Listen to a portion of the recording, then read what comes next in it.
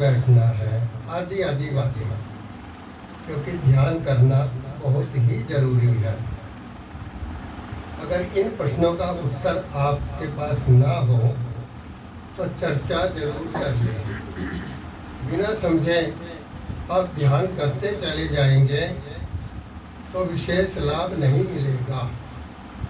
ऐसी शिकायतें 90% साधकों की रहती है, क्योंकि उनको ये नहीं पता कि ध्यान में भगवान को, कौन से भगवान को याद करना है, किसका ध्यान लगाना है, आराम करना है या श्वासों का ध्यान करना है या ओम का ध्यान करना है या वृत्ति का करना है या खाली नींद की तरह आराम करना है, आदि आदि बहुत सारी बातें हैं। अगर कोई मन में किसी प्रकार का भ्रम है तो उसको क्लियर कर लेना है। सारांश में 4 लाइनों में मैं एक ही बात बता के आगे बढ़ूंगा। जरूरत होगी तो इस विषय को भी क्लियर करेंगे। ध्यान हम क्यों करते हैं? शुरू में चर्चा हो रही थी, केवल मन को खाली करने के लिए, मन को निर्मल बनाने के लिए, जो बचपन से लेके और इस उम्र तक हमने मन में उल्टे पुल्टे विचार, बिना काम के विचार जो भर रखे हैं, उनको निकालना है। जैसे सपन में हम निकालते हैं तरह तरह की बातों को, उनको निकालने के लिए, मन को खाली करने के लिए, ताकि मन में परमात्मा की शक्ति, जितने विचार निकल जाए उतनी परमात्मा की शक्ति भर सके। एक काम तो ये करना है। दूसरा, समर्पित भाव से ध्यान करने के लिए जो परमात्मा का नाम, छोटा सा नाम आपको अच्छा लगे, उस नाम का मंत्र अपने मन में सोच लेना है। अगर आप मंत्र लेने में विश्वास करते हैं तो कोई भी एक मंत्र अपने मन में बना ले। ओम का बना ले, राम का बना ले, शिवोहम का बना ले, सोहम का बना ले, कुछ भी बना ले। बीच बीच में उसका सहारा भी आप ले सकते हैं। और करना कुछ नहीं होता, केवल समर्पित भाव से बैठ करके गहरी नींद की तरह से आराम करना है। आती जाती श्वासों को देखना है। ये काम भी छूट जाए तो छूटने देना है, विचार आए तो आने देना है। ना लाने की कोशिश करनी, ना लाने की कोशिश करनी। ये विचार बदलते विचार कभी निर्विचार हो जाएंगे, कभी सहविचार हो जाएंगे, कभी अच्छे आएंगे, कभी बुरे आएंगे, बदलते रहेगा सब कुछ। और आखिर में हम थॉटलेस भी हो जाते हैं। आदि आदि ये बातें इसमें होती है। तो इस तरह से ये थोड़ा लंबा विषय है। अगर किसी को इसके बारे में जानकारी लेनी हो खुल करके बात कर लें। ध्यान करने में लाभ हानि नहीं देखा जाता, केवल अपने मन बुद्धि शरीर को सम बनाने के लिए। समत्वम योग उच्चते। योग का असली काम क्या है? समता लाना। समता किसमें? मन में, बुद्धि में, शरीर में समता लाना। इन तीनों को कोऑर्डिनेट करना। इन तीनों का कोऑर्डिनेशन होगा तो जीवन में सफलता ज़्यादा मिलेगी। ये थ्योरी की बात है और साथ में थोड़ा प्रैक्टिकल भी बता दीजिए। इससे अगली बात, अब इसमें तो कोई पूछने वाली बात नहीं है। ध्यान तो आप सभी करेंगे, केवल सुनने से काम नहीं चलेगा, केवल थ्योरी से बात नहीं बनेगी। कम से कम 3 बार का ध्यान, जितना संभव हो सके, 20 मिनट से लेके आधे घंटे का, 1 घंटे का अगर आप करेंगे तो जीवन को बहुत तेजी से तरक्की के रास्ते पे, हर तरह की तरक्की, जो इच्छा करियो मन माही, प्रभु प्रसाद कुछ दुर्लभ नहीं। सारी इच्छाएं पूरी करने का रास्ता ध्यान है। क्यों? कि सारे काम अंदर की ताकत, मन की ताकत से होते हैं। और मन की ताकत को परमात्मा की ताकत कहते हैं।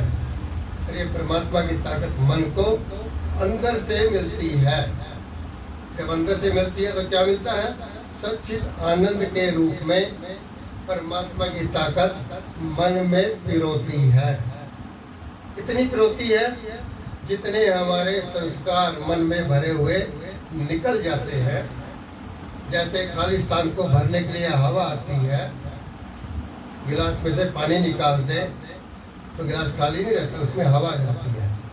इसी तरह मन में से फालतू के विचारों को आप निकाल देंगे तो खाली स्थान पर परमात्मा की शक्ति ऑटोमेटिकली आ जाएगी।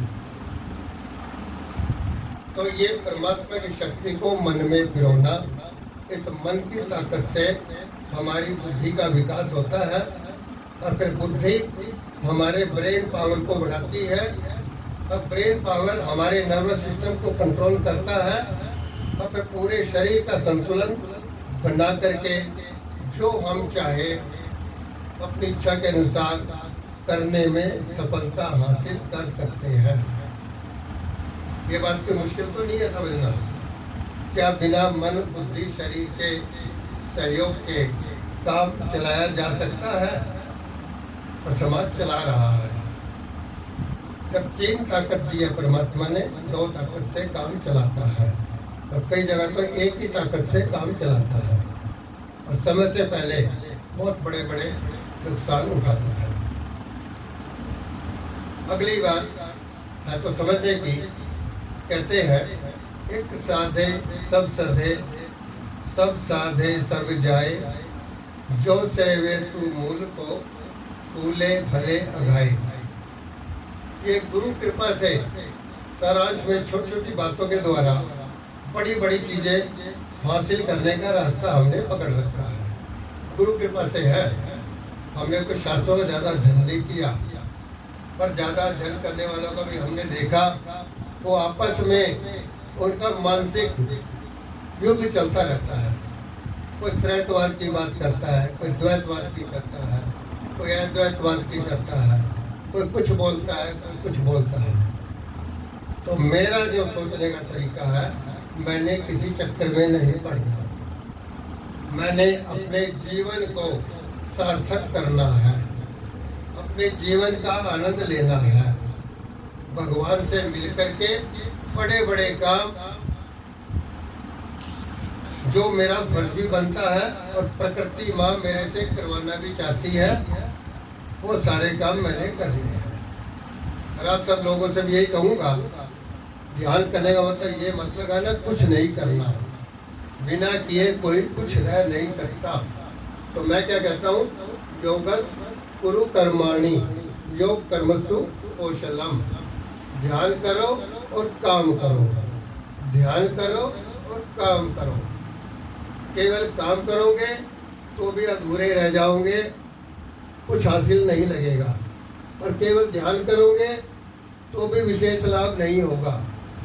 ध्यान करने के बाद मन के अनुकूल स्वाभाविक क्रिया वो करना बहुत जरूरी है।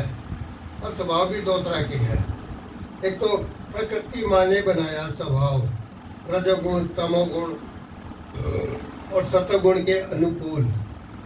प्रकृति माँ तो कभी सतोगुणी काम कराएगी, कभी रजोगुणी कराएगी, कभी तमोगुणी निद्रा में लेके जाएगी। तो प्रकृति माँ जो हमारे को जो गुण दिए हैं उसके अनुसार कराए वो तो बहुत ही बढ़िया है। और दूसरा स्वभाव हमने अपना निर्माण कर रखा है। हम खुद ने जैसा काम करते हैं ना, वैसा काम करने के लिए हम हैबिचुअल हो जाते हैं, आदत बन जाती है, उसको भी स्वभाव कहने लग गए हैं।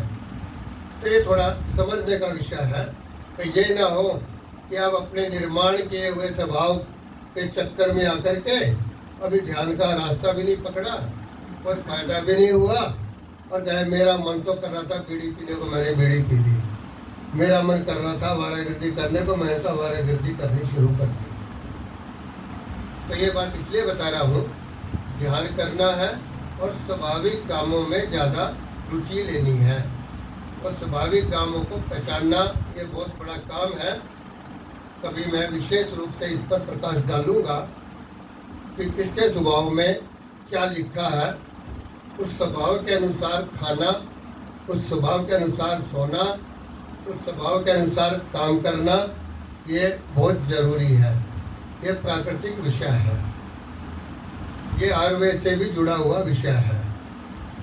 किसी का वात का स्वभाव, किसी का कफ का स्वभाव, किसी का पित्त का स्वभाव।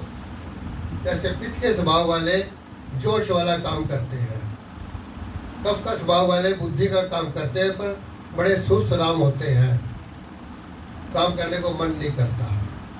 वात के स्वभाव वाले उड़ते बहुत है हवा की तरह, थोड़ा करते हैं थक जाते हैं।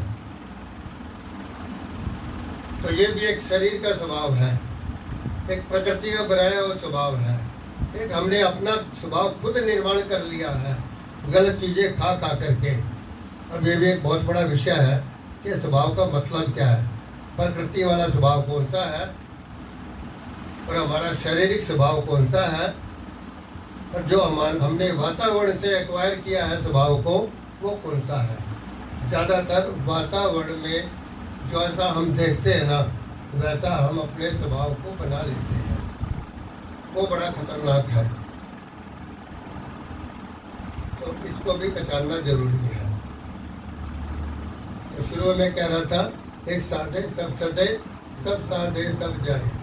एक का मतलब हमारा जीवन वृक्ष रूपी मान लो, पेड़ की तरह। पेड़ में भी जीवन है, हमारे अंदर भी जीवन है।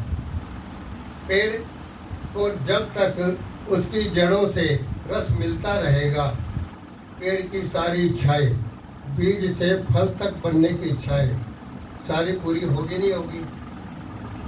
ठीक इसी प्रकार अगर हमारे मन रूपी जड़ को परमात्मा का सच्चित आनंद रूपी रस जब तक मिलता रहेगा, हमारे मन बुद्धि शरीर की सारी इच्छाएं पूरी होती चली जाएगी। और ये रस ना मिले, चाहे पेड़ को ना मिले या हमारे मन को ना मिले, तो पेड़ हरा भरा पेड़ भी सूखेगा या नहीं सूखेगा? सूखेगा ना। फिर ऊपर से चाहे कितने टॉनिक दे दो, कितना घी दूध खिला दो, अब मन बुझ गया, मन में ताकत है नहीं, मन में जीने की चाह है नहीं, वो मिट चुकी है, तो क्या कोई चीज़ काम आएगी? हाँ, जीवन को घसीटने के लिए कुछ भी करते रहो। तो ये बात भी समझना बहुत ज़रूरी है कि हमारे जड़ रूपी मन को अंदर की ताकत, अंदर का जीवन रस, जीवनीय शक्ति सच्चित आनंद रूप में उसको लेना भी बहुत ज़रूरी है, ताकि पेड़ की तरह हमारा जीवन भी हर पहलू से हरा भरा होता चला जाए। इसमें बार बार विचार करना और पसंद भी करना, क्योंकि बहुत तरह तरह के क्वेश्चन आएंगे और उसे डरना नहीं है, उलझना भी नहीं है, और उसको सोल्व तो करना पड़ेगा ना। एक इसको भी हल करना है। नंबर 3, जो काम आपको अच्छा लगे उसका प्रचार करना भी है, क्योंकि परमात्मा चाहता है हम परमात्मा की प्रकृति की संतानें हैं।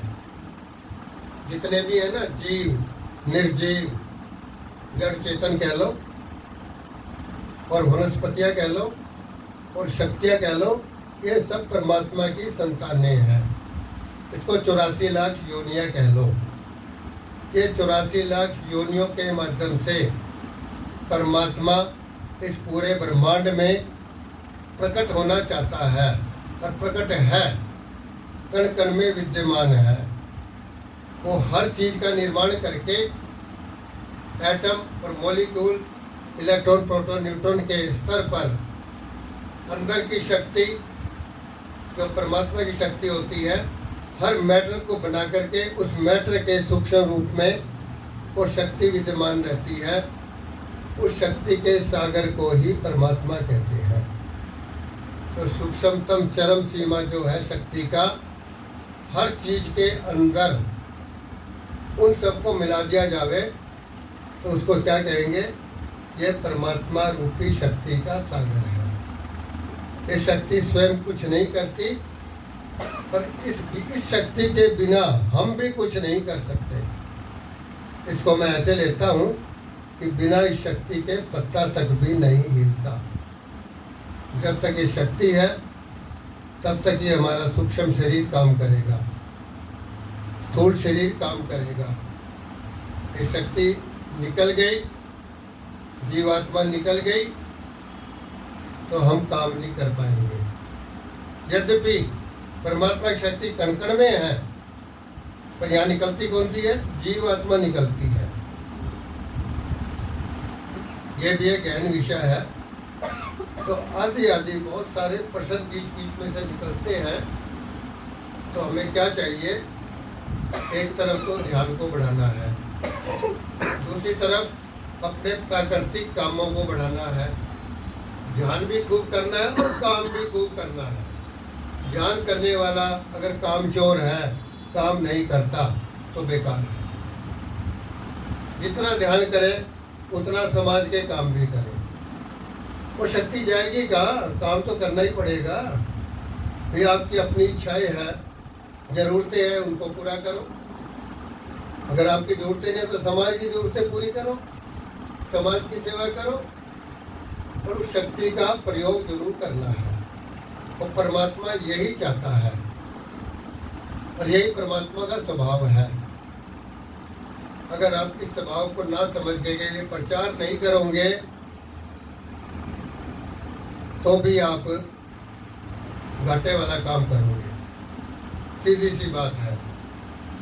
खाली सेल्फिश बन करके, सेल्फ सेंटर्ड होकर के केवल अपना हित करते रहोगे तो कोई विशेष लाभ नहीं होगा। आगे आगे इस बात को समझ करके औरों को भी समझाओ। हम मना नहीं करते, जैसे आजकल के भौतिक गुरु कह देते हैं कि ये बातें आगे नहीं बतानी है। हम कहते हैं जितना समझ में आ गया है ना, गलत मत बताओ, बताओ आगे, प्रचार करो। क्यों करो? क्योंकि इस शक्ति के बिना चाहे बच्चा हो, चाहे जवान हो, चाहे बूढ़ा हो, किसी का काम नहीं चल सकता। सबको इसकी जरूरत है। और इस शक्ति के असंतुलन की वजह से आपस में सहयोग, भाईचारा, प्रेम ये घटता जा रहा है। ऐसा हो रहा नहीं हो रहा समाज में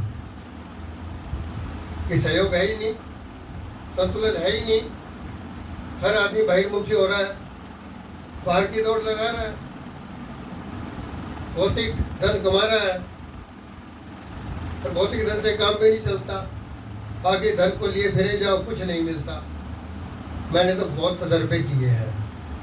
आखिर में जो मैंने अनुभव किया, ध्यान किया और बड़े से बड़े काम किया, चाहे कितना मुश्किल काम क्यों ना हो, पर लगे रहो, हो चाहे ना हो, पर लगे रहो, पीछा ना छोड़ो। वो काम हो जाएगा, चाहे कितना बड़ा क्यों ना हो। ये मेरा अपना अनुभव है। और आजकल इस हफ्ते 10 दिन का भी अनुभव है।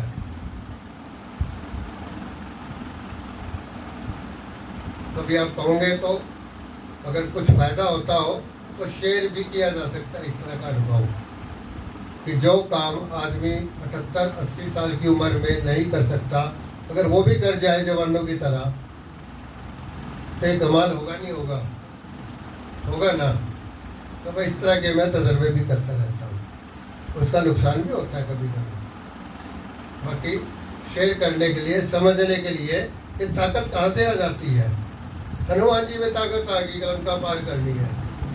अब उसको नहीं पता मेरे अंदर ताकत है, मैं लंका पार कर जाऊंगा। याद आ गया, हो मैं कर सकता हूँ, भगवान की कृपा से राम की ताकत है मेरे अंदर, कर गया। और आपके अंदर नहीं आ जाओ, भगवान की ताकत है, ये काम मेरे लिए कुछ नहीं, मैं तो कर जाऊंगा। मुश्किल तो लगेगा क्योंकि आदि नहीं है, आप प्रैक्टिस नहीं है, तो कर जाऊंगा। तो कोई काम मुश्किल नहीं होता। और एक और बता दूं, nothing is wrong on the path of evolution. उत्थान के रास्ते पे कुछ गलत नहीं होता।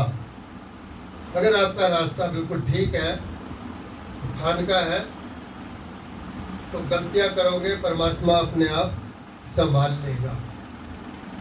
चिंता भी आपकी कम कर देगा। और आप खाली नाम मात्र जुड़े हुए हो, भगवान पे विश्वास ही नहीं है, तो फिर एक लाभ तो मिलेगा कि मन खाली होता रहेगा, काम चलता रहेगा। खाली मन खाली करो, भगवान पे विश्वास ना करो, तो भी लाभ तो होगा। अब आपकी तरफ से कोई प्रश्न है, कोई बात है, केवल इस मीटिंग को सार्थक बनाने के लिए तो खुल करके करें आप, कोई भी प्रश्न करें। ये आपने बताया है कि हमें ध्यान कैसे करना चाहिए। उसमें हमारे शरीर का एक पोस्टर होता है, वो जरूरी है। हम उससे दो काम होते हैं कि हमारा व्यायाम भी होता है, हमारी कमर सीधी रहेगी, हमारा शारीरिक व्यायाम भी होगा और साथ में हमारा उधर ध्यान होगा, भाई मेरी कमर झुके ना, मुड़े ना, तो हमारा ध्यान उधर भी रहेगा। उधर साथ में राम के राम राम बोलो, ओम बोलो, कुछ बोलते रहो लगातार, अपना आप ही अगर छुट्टी चली जाएगी तो कोई दिक्कत नहीं, अपना आप बोला बंद हो जाएगा, लेकिन बोलते रहो ताकि क्या भगवान का भजन करें, भजन भी सार्थक होगा, एक्सरसाइज भी हो जाएगी, कोई कुछ नहीं होगा, अपने आप भी थोड़ा समझ ये बात है। धन्यवाद। देखो, बहुत बढ़िया प्रश्न है, ये समझ के करने का है। अगर भगवान ने किसी के शरीर का पोस्चर अभी तक मेंटेन कर रखा है, ठीक ठाक है, सीधा बैठने में कोई दिक्कत नहीं, कमर को सहारा नहीं देना पड़ता, उसको प्रकृति के बनाए हुए शरीर को मेंटेन करना है, इसको बिगड़ने नहीं देना। प्रकृति माँ ने जो बचपन में शरीर दिया था, वो शरीर दोबारा मिलने वाला नहीं है। इसको मेंटेन करने के लिए इसको प्रयोग को, जैसे ये बता रहे हैं ना, नाम मैं भूल जाता हूँ, है जी, हाँ, राजेंद्र लाल जी, तो इसको समझ करके प्रकृति के दिए हुए शरीर की कदर करते हुए, प्रकृति माँ का धन्यवाद करते हुए अपने पोस्चर को ठीक रखो। उससे आपकी ब्रेन पावर बनी रहेगी, नर्वस सिस्टम ठीक रहेगा। पर किसी गलती की वजह से, पढ़ाई की कमी की वजह से, वातावरण की खराबी की वजह से, गलत खान पान की वजह से 15, 20, 30, 50 साल तक शरीर को खराब कर लिया, कमर टेढ़ी कर ली, घुटने खराब कर लिए, अब ना सीधे बैठ सकते पलाथी मार करके, ना कमर सीधी कर सकते, तो इसका मतलब ये नहीं है कि भगवान से भी नहीं मिल सकते। फिर जैसा कैसा भी संभव है ना, पर ध्यान तो करना ही है। हाँ, प्रकृति के बनाए हुए शरीर की कदर करते हुए इसको बिगड़ने मत दो। इसको ठीक रखने के लिए समय पर खाना, समय पे सोना, समय पे उठना, नींद का पूरा करना और सात्विक आहार का लेना, ये बहुत इम्पोर्टेंट विषय है, समझने का विषय है। समझते सारे हैं पर करता कोई भी नहीं है।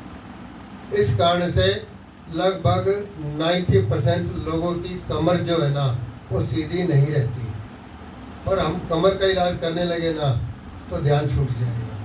तो हम कह देखते हैं कि जिसकी जैसी अवस्था बची खुची है, उसका सहारा लेके चलो भगवान की तरफ तो बढ़ो। हाँ, एक बात कहते हैं कि ज़मीन से जुड़ के मत बैठो, बेड कंडक्टर बीच में होना चाहिए।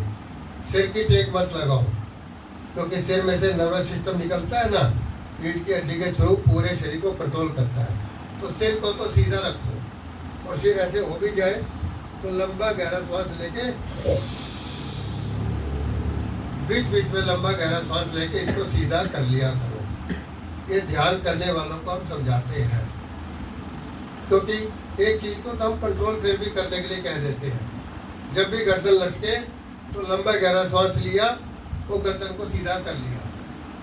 इससे भी बड़े बड़े फायदे होते हैं। जागृति बनी रहती है, जागे जागे मन अंदर जाता है, और फिर बेहोशी में गहरी नींद की तरह से अंदर का आनंद नहीं मिलता, होशपूर्वक अंदर का आनंद मिलने लगता है। पर ये हम नहीं कहते। वैसे तो पतंजलि योग शास्त्र के अंदर यम नियम आसन प्राणायाम में ये ठीक करवाते हैं शुरू में, पर मैंने ये देखा है, अनुभव की बात है, तो इन 4 चीज़ों में ही लोग लगे रहते हैं।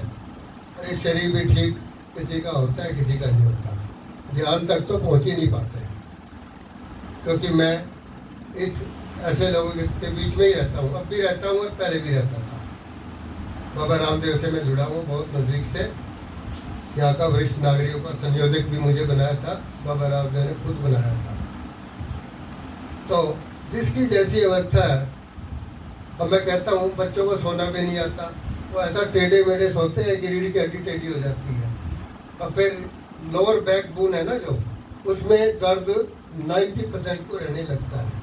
आप अपने मन में टटोलो, हाथ खड़ा करना जरा, लोअर बैक के नीचे की जो बैक है ना, इसमें कितनों को दर्द रहता है? हाथ खड़ा करना जरा। अब हाथ नहीं खड़ा करेंगे, हाँ इनको भी है, इसको भी है, सामने बैठे मेरे दोते हैं, इनको है पर हाथ नहीं खड़ा कर रहे। तो कहने का मतलब 90% लोगों को सीधा बैठा रहता हूँ, बैक करता हूँ, लेकिन कभी कोई हो जाता ना। कहना ये एक अलग विषय, पर ये बात है, एक मुख्य विषय हमारा ध्यान का है ना, तो चर्चा ज़्यादा ध्यान की करेंगे। इसका मतलब ये नहीं कि हम इन विषयों को नहीं मानते या नहीं समझते। समय होगा तो इस पर भी कभी चर्चा कर लेंगे। जितना संभव हो अपने मन का, बुद्धि का और शरीर का, इन 3 चीज़ों का विकास करना है। शरीर के विकास में पोस्चर वाली सारी बातें आ गई।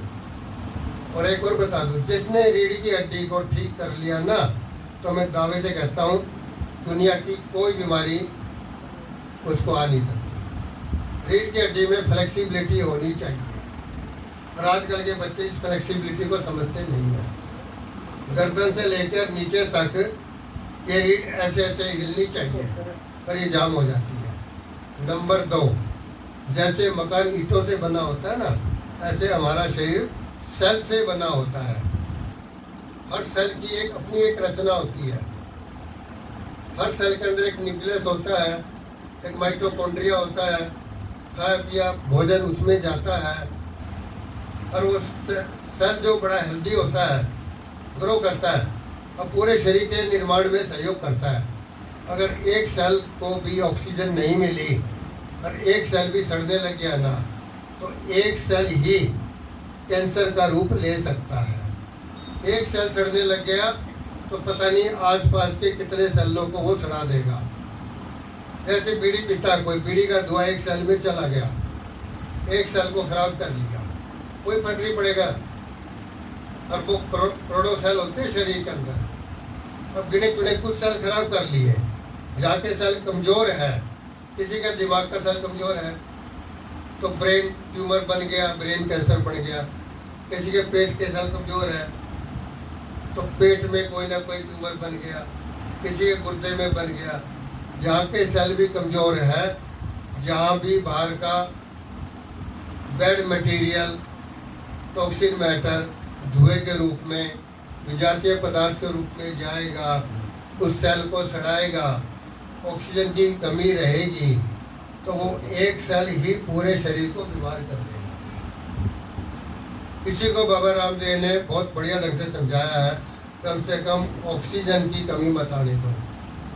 ऑक्सीजन जो है ना, चाहे कैंसर के बैक्टीरिया हो, चाहे टीबी के बैक्टीरिया हो, अगर ऑक्सीजन में डाल दोगे तो कैंसर के बैक्टीरिया भी, टीबी के बैक्टीरिया भी मर जाएंगे। ये पक्की बात है, मैंने अपने ऊपर भी खूब प्रैक्टिकल किए हैं। ये भी समझने की बात है। और ये इसको मैंने क्या समेटा है, मन का ध्यान रखो, बुद्धि का ध्यान रखो, शरीर का ध्यान रखो। अब शरीर की एजुकेशन बच्चों को खूब पढ़ाते हैं, अब पालन ना करें तो क्या करें। भोजन के बारे में खूब बताते हैं और बच्चे समझते ही नहीं, फिर भी फास्ट फूड के चक्कर में पड़े रहते हैं। कोई रात को 12 बजे खा रहा है, कोई 1 बजे खा रहा है, उनको पता ही नहीं है दिनचर्या का। आयुर्वेद में एक शब्द होता है दिनचर्या, रात्रिचर्या, ऋतुचर्या, ऋतु के अनुसार खाना, ऋतुचर्या, दिन के हिसाब से खाना पीना, दिनचर्या, रात को ठीक ढंग से जीना, रात्रिचर्या। कोई पालन नहीं करता, दिन को रात, रात को दिन, सर्दी को गर्मी, गर्मी को सर्दी। शरीर को चाहिए टेम्परेचर 30-35 डिग्री, वो इसको बिल्कुल चिल्ड कर देंगे, 16 पे ले जाएंगे, फिर कहेंगे बीमार हो गए। अरे यार तुम पढ़े लिखे होते अनपढ़ों वाले काम कर रहे हो, बॉडी को इतना चिल्ड कर दिया तुमने, ब्लड सर्कुलेशन को रोक दिया, शरीर को गर्मी भी चाहिए, गर्मी को ख़त्म कर दिया, फिर कहते बीमार हो गए। शरीर को चाहिए आराम, अंदर की ताकत, भगवान की ताकत, जो भगवान मजबूर करके गहरी नींद में सुला करके देना चाहता है, और वो नींद आती है 9 बजे करीब। अंधेरे के अंदर एक एंजाइम पैदा होता है, मेलाटोनिन बोलते हैं उसको। उस एंजाइम की वजह से नींद आती है, और फिर अंदर के मन को सच्ची आनंद की ताकत मिलती है। वो एंजाइम पैदा हुआ, नींद आने लगी, आपने बीड़ी के सुट्टे मार लिए, चाय पी ली, या गप्पे मारने लग गए, या मोबाइल खोल लिया। और प्रकृति माँ क्या करेगी? और प्रकृति माँ तो सोचती है कि मेरे संतान है, मैं इनको ठीक रखूँ, इनको सुला दूँ लोरी दे करके। तो ऐसे नहीं जाता जैसे माँ लोरी देती है। मेरे को बड़ा मजा आता है जब नींद आती है ना, अपने आप में सोता हूँ, बड़ा मजा आता है। तो उस समय आप भी सो जाए करो, देखो फिर प्रकृति माँ कैसे लोरी दे के सुलाती है। फिर आप कहोगे नहीं, मैं तो 2 बजे तक जागना है, पढ़ना है, ये करना है, वो करना है। तो भाई प्रकृति माँ जो प्यार दिखाना चाहती है वो तो नहीं दिखा पाएगी, वो भी एक एजुकेशन है। तो मन, बुद्धि और शरीर, अब मैं केवल मन की चर्चा कर रहा हूँ, क्योंकि मन की एजुकेशन समाज में छूट गई है। मन के विकास की शिक्षा समाज में नहीं है। बुद्धि के विकास की है, चाहे गलत है ठीक है वो अलग बात है। शरीर के विकास की शिक्षा है, गलत है ठीक है वो अलग बात है। उसका भी नुकसान उठा रहे हैं वैसे तो, अब सारी तो मैं बता नहीं सकता। मैं तो केवल जिसके विकास की शिक्षा नहीं है, जिसको मैं मन बोल रहा हूँ, माइंड बोल रहा हूँ, कॉन्शियस लेवल ऑफ एनर्जी बोल रहा हूँ, अंतःकरण की शक्ति बोल रहा हूँ, या इसको जीवात्मा की शक्ति बोल रहा हूँ, जीवनीय शक्ति बोल रहा हूँ। मैं केवल इस शक्ति की बात कर रहा हूँ। इस शक्ति के विकास की कमी की वजह से हर आदमी भुक्तभोगी है और कुछ भी नहीं कर पा रहा है। बड़े बड़े काम करने के बावजूद भी कोई शरीर से दुखी, कोई मन से दुखी, कोई बुद्धि से दुखी। तो भाई है तो ये पढ़ाई का विषय। अब इतनी ताकत प्रकृति माँ ने मुझे भी नहीं दे रखी, उम्र बड़ी होने की वजह से, कि मैं रोज इस तरह की क्लास लगाऊं। हाँ, हफ्ते में एक दिन पूरे मन के साथ गुरु कृपा से, प्रकृति माँ से, भगवान से प्रार्थना करके बैठता हूँ, और मेरे अंदर हिम्मत नहीं होती, पर यहाँ आने के बाद पता नहीं परमात्मा कैसे जोश भर देता है और अच्छी अच्छी बात अंदर से निकलने लगती है। इससे पहले आप मेरे से बात करोगे ना, तो यूँ महसूस करेंगे अरे इसको तो कुछ नहीं आता जाता, हमारे को बहुत कुछ आता है। सच्चाई बता रहा हूँ। मैं यहाँ के जो बोलता हूँ ना, मैं नहीं बोल रहा एक तरह से, गुरु कृपा से निकल रहा है, ना पढ़ा हुआ बोल रहा हूँ, ये भी बता देता हूँ। और चैलेंज के साथ बोल रहा हूँ, किसी को ठीक ना लगती हो तो बेशक मेरे से खूब सवाल जवाब करें। यहाँ से हटने के बाद ये काम मेरे बस का नहीं होगा। तो सुखमय जीवन को बनाने के लिए ये चर्चा हफ्ते में एक बार चलती रहेगी। परमात्मा ने हिम्मत दी, और पैसा ज़्यादा कमाने की इच्छा तो मेरी ज़रूरत भी नहीं है। हिम्मत दी तो हो सकता हफ्ते में 2 दिन करते, 3 दिन करते। और ये काम अगर आप लोग रुचि लेंगे, क्योंकि समाज कल्याण का विषय है, तो वो कैसे, ये परमात्मा की असली सेवा यही है, ये भी बता दूँ कैसे। कि जिस परमात्मा की शक्ति से मैं बोल रहा हूँ वो आपके अंदर भी है, आपके अंदर भी है, सबके अंदर है, सभी जीवों के अंदर है, चाहे कोई भी जीव क्यों ना है। और सबसे उच्च कोटि का जीव कौन है? मनुष्य है।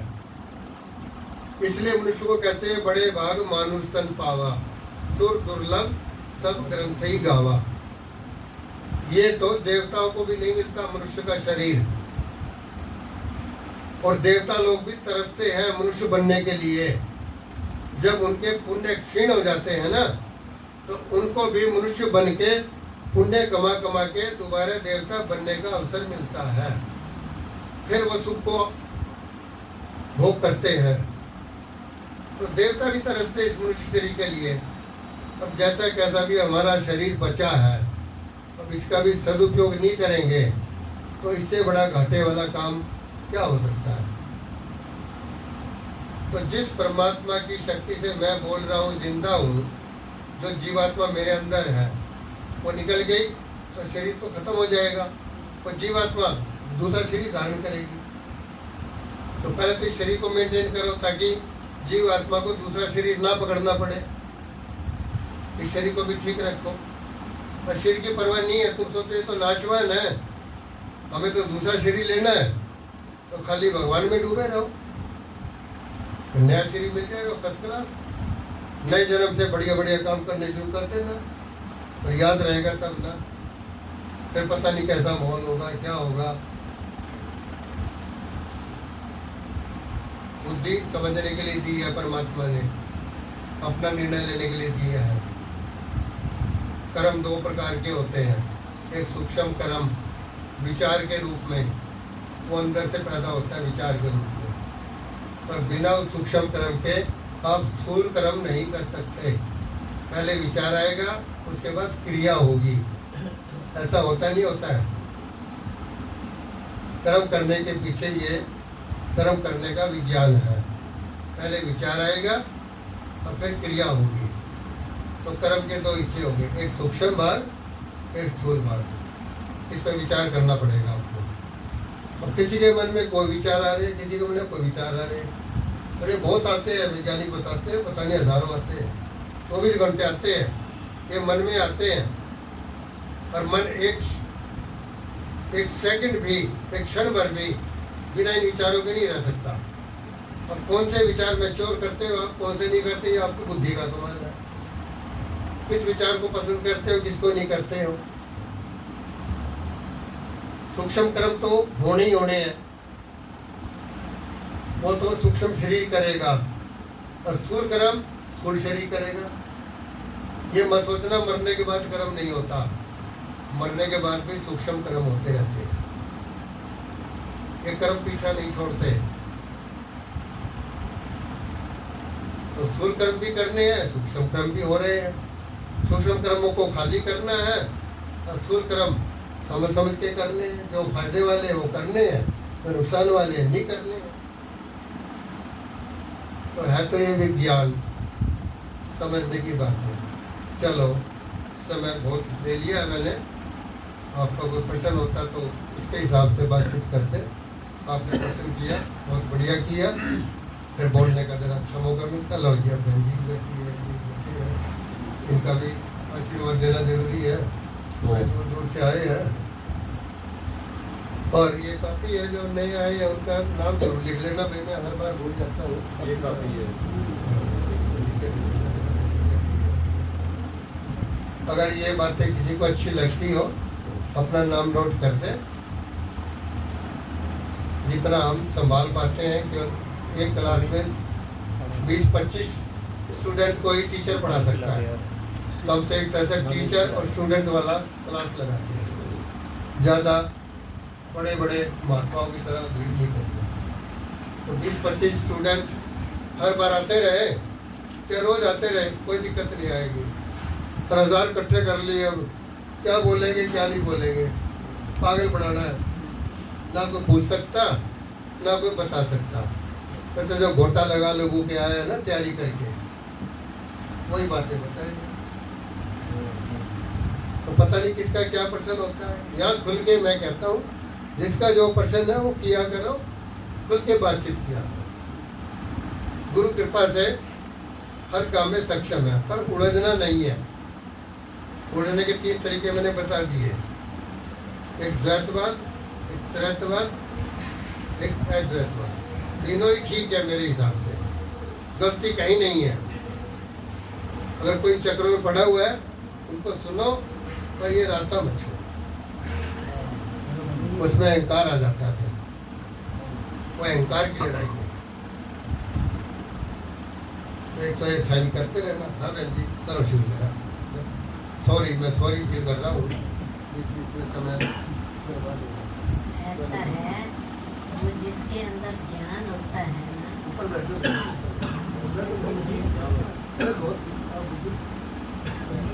समाज जो है, बराबर नहीं, आप समझ यहाँ बैठ जाओ। थोड़ा टाइम ना खराब करो, थोड़ा ऊपर ही बैठो। जड़ा ही मान लिया समझ करो, हाँ, जड़ा मान लिया अगर ऊपर ही बैठो आप, तो सबकी इच्छा होती है आपके दर्शन करने की। कौन बोल रहा है? फिर अपने मन की करेगी। चलो, बोलिए सच्चिदानंद भगवान की जय। अभी आप सुन रहे थे ना कि एक तो इन्होंने बोला कि ध्यान जो है दिन में 3 बार क्या, भोजन भी 3 बार करते हैं, और फिर उसके बाद स्नैक्स मिल जाए, फ्रूट मिल जाए, कुछ और मिल जाए, दैट्स ऑल, आने को करते हैं ना। तो क्या भजन में एक बार अपने बच्चों को आप स्पेशल टाइम में बैठ के याद करते हो, या अपने फादर को या अपने पति को एक स्पेशल टाइम चुनते हो क्या? जब देखो वो मन में है ना। तो परमात्मा भी तो वही चीज़ है, जब देखो वो हमारे जैसे अजप्पा जाप चलना है, 3 टाइम तो है ही है, वो तो करना चाहिए, 3 टाइम नहीं तो 2 टाइम, सुबह और शाम, ये तो ज़रूरी है। उसके अलावा जो है जिसको अजप्पा जाप बोलते हैं, 2400 घंटे चलता है, काम करते रहो और वो करते रहो। दूसरा इन्होंने बोला कि वो जो है हम सब कुछ कर सकते हैं, क्यों कर सकते हैं, कैसे कर सकते हैं? ध्यान की शक्ति से। मैं आपको ये बताती हूँ, आपने गुरु नानक देव की साखियों बहुत पढ़ी होगी कि उन्होंने मोहम्मद अली वरस ने उसने पानी मांगा था, 3 बार गया था मर्दाना लेने, नहीं दिया उसने, और जब गुरु नानक देव जी ने मर्दाने को बोला कि यहाँ एक पत्थर उठा, बहुत बड़ा पत्थर फेंका कि गुरु नानक ये पत्थर इसके ऊपर पड़ेगा, गुरु नानक देव जी काम तमाम हो जाएगा। गुरु नानक देव ने ऐसे किया, वो पत्थर वहीं रुक गया। क्यों रुक गया? क्यों रुक गया? नीचे भी तो आ सकता था।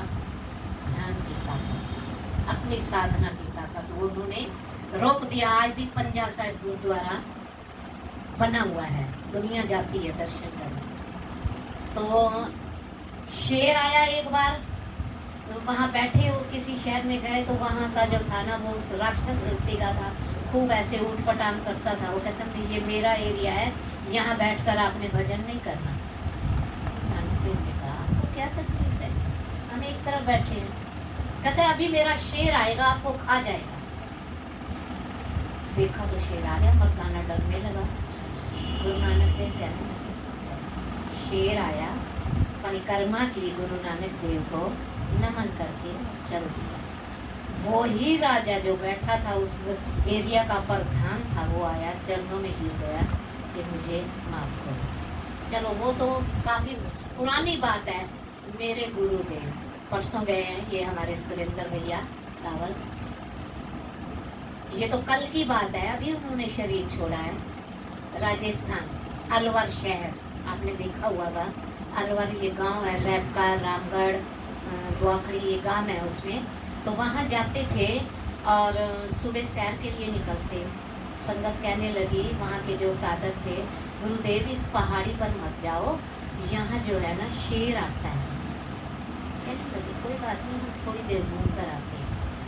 कहते हैं संत जो है ये भगवान के प्यारे होते हैं, फकीर होते हैं, आली फकीर होते हैं। तो वो पहाड़ी पर जैसे गए, शेर आया शेर, दूर से आके गुरुदेव के चरणों में नमन किया, दंडौत प्रणाम किया। शेर ने, और देखने वाले देखते रहे। ये कल की बात है। तो आप इस चीज को क्या कहोगे? क्या कहोगे इसको?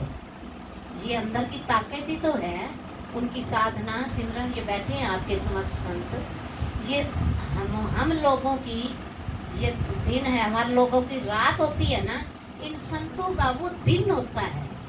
वो रात को उठ के प्रभु की बंदगी में बैठते हैं, तब जाके ये रिद्धियाँ सिद्धियाँ उनके हिस्से में आती हैं। हम भी कर सकते हैं, उनके कोई अलग नहीं है। 2 हाथ, 2 पाँव, 2 कान, 2 नाक, 1 मुँह, जीभा, उनका भी यही शरीर है 5 तत्व का, हमारा भी यही है। लेकिन हम क्यों नहीं कर पाते? कर पाते हैं। अब मैंने अपने जीवन में आजमाया है कई बार, एक नहीं अनेकों बार, जैसे अभी बता रहे थे, कई बार आजमाया है ये कि जो हम चाहते हैं वो हम कर सकते हैं, और किया है। ऐसी बात नहीं है, परिस्थितियां सबके ऊपर आती हैं।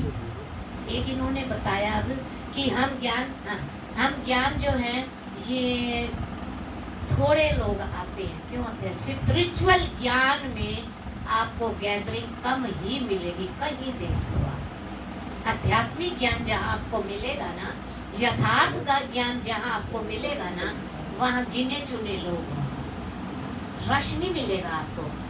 ताम झाम ढम ढम ढोलक चिमटा छेना ये है ना, आपको गैदरिंग खूब मिलेगी, आजमा के देखिए। लेकिन जहाँ अंदर की ज्ञान की बातें होंगी वहाँ आपको गिने चुने लोग। क्यों? वो किसी किसी के मन को सुहाते हैं, तभी वो यहाँ आते हैं। क्या बड़े सुंदर शब्दों में गुरुदेव ने लिखा कि गुरु वचनों को रखना संभाल के, एक एक वचन में गहरा राज है, जिसने जानी है महिमा गुरु की, उसका डूबा कभी ना जहाज है। अभी ये कर्म के ऊपर भी बोल रहे थे, सूक्ष्म कर्म और दूसरा कर्म जो बोल रहे थे, ये कर्म करे और फल नहीं भोगे, ऐसा कभी नहीं हो सकता, ऐसा कभी नहीं हो सकता।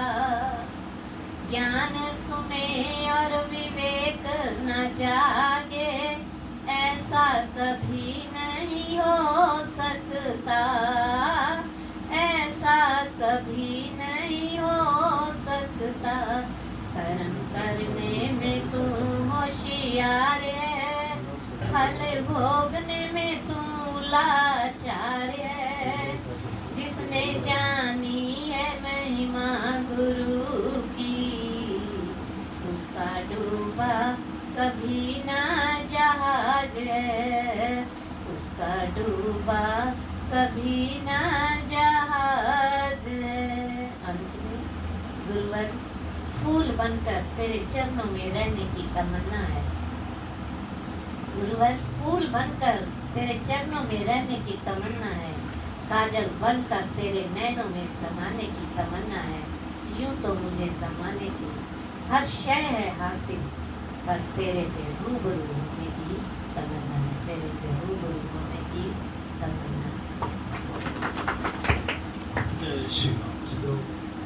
ये जो कॉपी है ना, ये नहीं कि भी जिसका जो पहले आपने जो उनका लिखा हो अब नहीं लिखना, ये उपस्थिति रजिस्टर है। भी जो यहाँ आए हुए हैं आज की डेट के, उनको सभी को लिखना चाहिए। आपकी हाजिरी होगी, बस हाजिरी होगी। अब हाँ, 5 रंजीलाल जी, हाँ, समीक्षा कर दो 5 मिनट के अंदर अंदर, लंबा मत लेना, 5 मिनट में समीक्षा कर दो। मान लो कि सिंचाई करने में कोई कमी है तो गलती है। सभी एक बार ओम का उच्चारण करेंगे।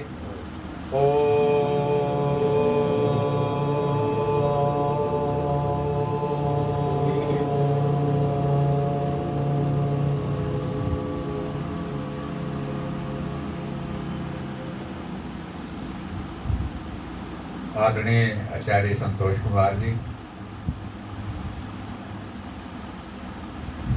शर्मा जी, भारद्वाज जी, मातृशक्ति, प्रिय साधकों, मेरा प्रणाम सभी को। अभी आपने ध्यान साधना के बारे में सब कुछ सुना। असली बात तो ये है, कई प्रश्न कर लेते हैं लोग कि मैं राम का नाम जपूं, कृष्ण का नाम जपूं, ओम का नाम जपूं, किसका जपूं। असल में परमात्मा का कोई भी नाम नहीं है, और ना कोई उसकी शक्ल है। उसको अनघड़िया, यहाँ की शब्द भाषा में बोलते हैं अनघड़िया। घड़िया घड़िया हर कोई पूजे, क्योंकि मूर्तियां देख के सब उसकी पूजन करते हैं, मूर्तियों की पूजा करते हैं, पर अनघड़िया जो है ना, उसकी कोई शक्ल नहीं है परमात्मा की। वो सब जगह सर्व जगह व्यापक है। और आपको एक बात बता दूं, तो परमात्मा हमारे अंदर, सबके अंदर है, इस वक्त भी है, मौजूद है, हर हालत में है, और मरने के बाद भी रहता है। परमात्मा कभी नहीं छोड़ता। ये जीव आत्मा अलग होता है, बस इतना ही फर्क है। परमात्मा हमारे साथ सब वक्त है, हर वक्त है। तो उसके निमित्त जो साधना यहाँ बताई गई, सहज ध्यान योग, ये तो हमें करना चाहिए। और संध्या का टाइम के वक्त सुबह और शाम जैसे मिलता है, सुबह भी होता है और शाम को भी मिलान होता है। और दोपहर को समय मिलता नहीं। संध्या पहले वाले लोग करते तो थे, 3 दफा लिखी है संध्या, और 2 दफा होती थी शाम को, और सुबह वो दिखाई देती थी। मैंने तो बूढ़ों को भी देखा है, वो तो पाटना बिछा लेते थे और उस पर बैठ के परमात्मा का ध्यान करते थे। और आपको एक बात बता दें, ध्यान से लोग सोचते हैं कि हमारा फायदा हुआ कि नहीं हुआ, कई दफा बहुत सी बात सोचते हैं। पर ऐसा है जैसे आग के पास बैठो तो आग की गर्मी आती है कि नहीं आती, और ऐसे बर्फ के पास बैठो तो बर्फ की ठंडक आती है कि नहीं आती। ऐसे परमात्मा के ध्यान में बैठोगे तो परमात्मा की शक्ति हमारे अंदर उभर जाती है, उभरती है, सामान्य जो है हमारे अंदर। और इतनी शक्ति है हमारे अंदर परमात्मा की, रात को हमारे को शक्ति देता है सोने के हिसाब से। कभी डॉक्टर साहब ने बताया ना, 9 बजे निद्रा देवती आती है ना, उस टाइम जो नहीं सोते ना वो भी एक धक्का ही करते हैं। मेरे को तो नींद आने लग जाती, मैं उस टाइम लेट जाता हूँ। ये सच्चाई है। और 82 साल का जवान आपके सामने बैठा। और फिर दूसरी बात यह है कि सच बता रहा हूं मैं कि क्या है, भोजन को दवा बना दो, नहीं तो दवाई भोजन बन जाएगी। जो भोजन को दवा नहीं बनाते ना, उल्टा सीधा खाते हैं, तो आखिर में उनको दवाई खानी पड़ती है। तो ऐसे अपना ठीक काम पे चलाओगे तो बढ़िया बनेगा। और एक बात और बता दें कि हमेशा नियम का पालन करना चाहिए। नियम के पालन में 2 पक्के सबूत हैं, एक सूरज और एक चांद।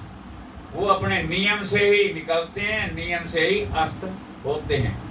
क्या हम इस ध्यान साधना में अपने नियम में पूरे चलते हैं? नहीं चलते। मैं सच्चाई बता रहा हूं, मैं तो नहीं चल सकता पूरा, पर हाँ इतना विचार जरूर है, मेरे मन में ऐसा विचार रहता है कि जितना भी हो सके सबका भला करो, अपने हिम्मत से बढ़ के चलो, भला करो। भला करने से ही फायदा होता है। आप दूसरे का भला करोगे ना तो परमात्मा की शक्ति। और दूसरी आपको सीधी बात बता दे, भले की मुझे बात नहीं, मैं तो सीधी प्रत्यक्ष यहाँ की बता सकता हूँ। आप एक बीज आम का उठली धरती में भला करा ना धरती का, और धरती अनेकों फल देती है आम के। और दूसरी बात बता दूं, आप गेहूं बेचते हो 50 किलो, और 3 महीने में आपको 50-60 मन गेहूं मिलती है कि नहीं मिलती? प्रत्यक्ष। ऐसे जो त्याग करता है, ये बड़े बड़े सेठ जो है ना, दान क्यों करते हैं? इसीलिए करते हैं, वो दान से आगे बढ़ते हैं। धरती को भी हम दान करते हैं, जो भी चीज दान करते हैं, धरती हमारे को वापस ही अनेकों गुना बढ़ा के देती है। तो ऐसे हम भलाई के काम करेंगे तो बढ़िया हो जाएगा। फिर दूसरी बात और दफा बता दें, एक बात छोटी सी है, 1 मिनट की। एक दफा देवता और दैत्य ब्रह्मा जी के पास बैठे थे, तो ब्रह्मा जी ने कहा आज सबको मैंने ब्रह्म भोज खिलाना है। अब ब्रह्म भोज खिलाना है तो दैत्य बोले आई दफा हम देवताओं को पहले खिलाते हो, पर हमारे को पहले खिलाओ, हमारे को पहले खिलाओ। तब ब्रह्मा ने कहा एक शर्त है, एक मेज लगा देंगे, मेज के ऊपर सामान परोस देंगे, रसगुल्ले, गुलाब जामुन, समोसे, जो कुछ है ये सब चीज का मैं ब्रह्म भोज में लगा दूंगा। फिर शर्त क्या है? आपके हाथ के साथ 3 फुट के हम चम्मच बांधेंगे, 3 फुट के चम्मच बांधेंगे। उन्होंने कहा ठीक है, चम्मच बांध दिए। चम्मच बांध दिए, मेज के एक तरफ खड़े हो जाओ, दूसरी तरफ भी खड़े हो जाओ। चम्मच जब बांधे, अब जो है दैत्यों की बारी पहले आई, क्योंकि राक्षी वृत्ति वाले लोग सोचते दूसरे का माल भी मेरा अपना है। ऐसा होता है, दूसरे का माल भी मेरा अपना है। तो क्या करा, वो चम्मच बांधा हुआ था, सामान था, अब वो सामान के अंदर जब चम्मच डाला सामान तो आ गया, आज अपने मुंह में डाले तो मुंह में तो जाए नहीं, वो सिर के ऊपर जाए, कपड़े खराब, सब कुछ खराब हो गया। बोला इतनी देर का टाइम है, बट टाइम उतना पूरा हो गया। राक्षी वृत्ति वालों का ये हाल खराब हुआ। फिर उसके बाद अब देवताओं का नंबर आया, उनको भी बोला मैं देखो भाई 3 फुट के आपको भी वही चम्मच लगेंगे। उनको लगा दिए। उन्होंने क्या करा, बीच में 4 फुट की ये 6 फुट की डाइनिंग टेबल होती है, उसके ऊपर खड़े थे। वो परली तरफ खड़ा था, वो परली तरफ। वो क्या करता, चम्मच भर के अगले के मुंह में देता है, वो चम्मच भर के अगले के मुंह में दे देता है। यही अकल होनी चाहिए। ये शिक्षा हमारे को यहाँ मिलती है ध्यान के अंदर। इस प्रकार हम जो है ना लोभी है।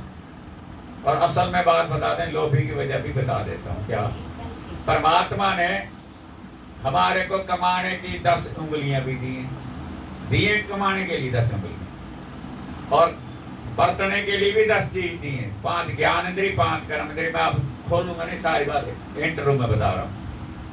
ये 10 जो इंद्रियां हम बरतते हैं, अब जब क्या कोरोना काल हुआ था, सिलेंडर कितने के भी ऑक्सीजन के, परमात्मा से हम ऑक्सीजन फ्री लेते हो, पानी फ्री लेते हैं। परमात्मा ने धरती भी फ्री दे रखी है, फल फ्रूट भी फ्री दे रखे हैं। ये तो हमारे कब्जे की वजह से पैसे वसूल करते हैं।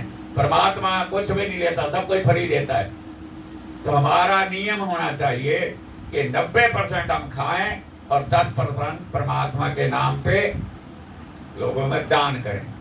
ये बड़े बड़े सेठ दान इसलिए करते हैं, इन्हें 10% का हिस्सा रखा होता है बड़े सेठों का, जिंदाल, टाटा, बिरला, ये सब रखा होता, तभी तो ये आगे बढ़ते हैं। हमारी आदत हम खुद ही खाएं, तो वही हालत है, हम खुद खाएंगे तो हमारे सारे कपड़े भी भरे जाएंगे।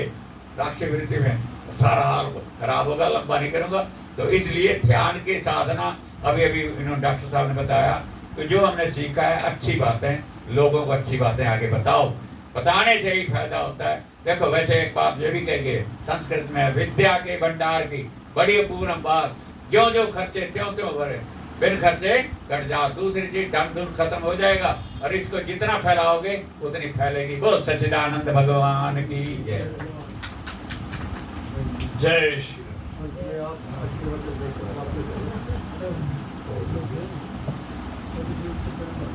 ये जो रजिस्टर में जो है ना, जो नाम लिख रहे हैं,